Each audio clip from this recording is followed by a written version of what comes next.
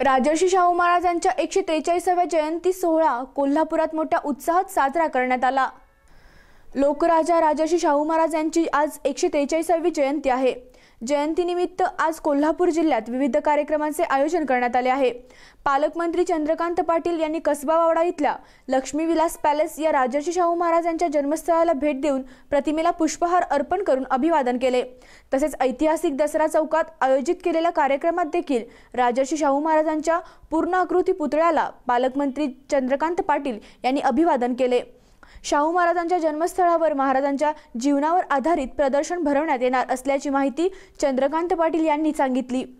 जन्मस्थान पूर्ण होण्यामध्ये त्या वेळच्या सरकारने पुरेसा निधी दिला आणि ज्याला बेसिक इन्फ्रास्ट्रक्चर म्हणतो ते पूर्ण झालं। पण 2 वर्षापूर्वीच हे मान्य केले गेले आहे की आता हे पूर्ण झाल्यानंतर एक खूप सुंदर प्रदर्शन या ठिकाणी उभं करावं, ज्या प्रदर्शनाला पाहायला जगभरातून लोक येतील।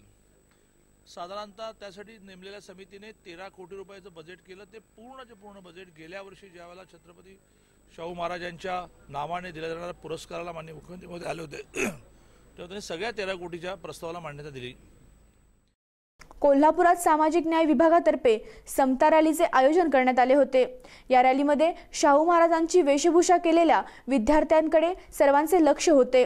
झांज पथक, लेझिम पथक, शाहू महाराजांच्या जीवन कार्यावर आधारित लक्षवेधी चित्ररथासह शाहू महाराज की जय अशा घोषणांनी परिसर दुमदुमून गेला होता।